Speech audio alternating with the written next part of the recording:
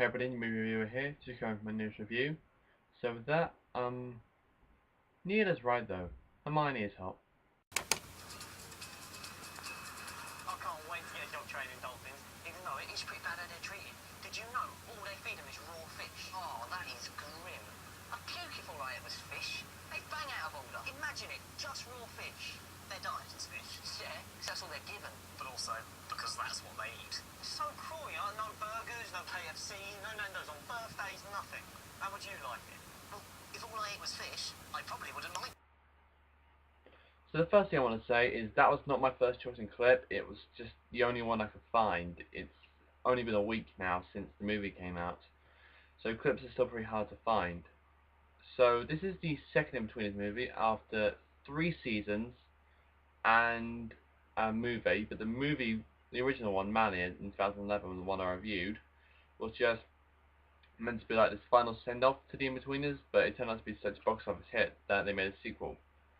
So the Inbetweeners 2, Roll Round, is now 2014. I do feel that this is a better film than Mania one, even though I do really like both films. Not my favourites, but what can you expect?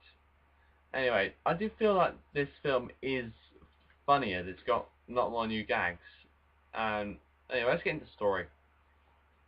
You got Will, Simon, and Neil all still in England, and Neil's not in college anymore for some reason. It doesn't really explain where he is. He just says he's working. Simon and Will are still in college. They're in 2 different colleges though. Simon has moved to a college where Lucy is, but it turns out that she's turned into a red-headed bitch and just obsessive and everything. Like the first time you see her, she tears up one of Simon's jumpers. But Jay, if you might be wondering, is over in Australia in a gap year, which he claims he's living in a mansion and, I don't know, having sex with 12 girls a day, and he's dumped Jane. It also mentions that Alison at some point dumped Will, but I'll get into that a bit later on. So what do I like about this movie? Like I said, this film is still fucking funny. There's no denying that. Like there's this one scene where they're at a water park in Byron Bay, and basically, I'll say this: Neil needs a shit, and Will's about to race his guy on the water side, but it turns out that when Will goes down the water side, so he's going like that, turns out that the shit is right behind him, so he's going like that, and the shit's basically chasing him on that. But as soon as he lands, he wins the race, but as soon as he lands, shit comes right all over his face about there, and basically everyone just runs out the pool. Once again, these films also have a surprising amount of heart, which is once again surprising for a film about the Inbetweeners. Another thing I really liked is there's a lot more Neil in this film, which he's always been my favourite Inbetweener. It's always been, from top to bottom, Neil, Jay, Will, and Simon are my favourites. I'm not really like Simon. He's better in this movie though. He's a lot better without Carly. But this film's got a lot more Neil in it, which I'm very happy to see. And then the final thing I like about this movie is, the beginning, massive Harry Potter reference. I guess they kind of have to do it because they're both English films. You got Harry Potter and you've got the Inbetweeners, but they're 2 different companies entirely. But it's still very funny to see that. So I basically got only 2 points about this film, possibly 3. One of the things I didn't like about it is there's still no reference to Friends. They say the word Friends, but there's no actual Friends.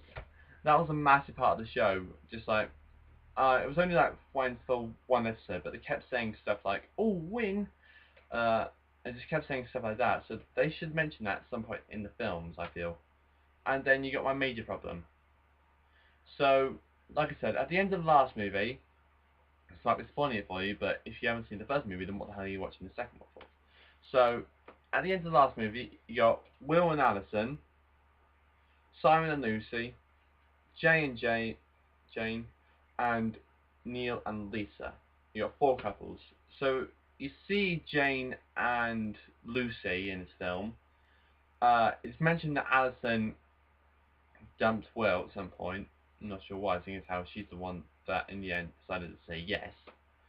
But then you got the big problem. There is no reference to Lisa at all. You could have at least said her and Neil split up. It just makes it seem like she has no idea in the world about what she's doing right now. Because, right, Lucy says about a quarter of the way through the film, yeah, I know where all my friends are. Jane's in Australia, someone somewhere else, and she doesn't say Alison, but Alison's fine, she's mentioned. But she still doesn't say Lisa. I'm really surprised about that they forgot to leave out Lisa, because she was. If it's not really fair on Neil to have his girl left out when all the others are just mentioned, even though all of them split up by the end. Oh shit. Anyway, so the third thing I probably don't like about this is this could be the last time we ever see the Inbetweeners, which is very sad. They're probably the best thing on TV at one point, as it is fucking funny.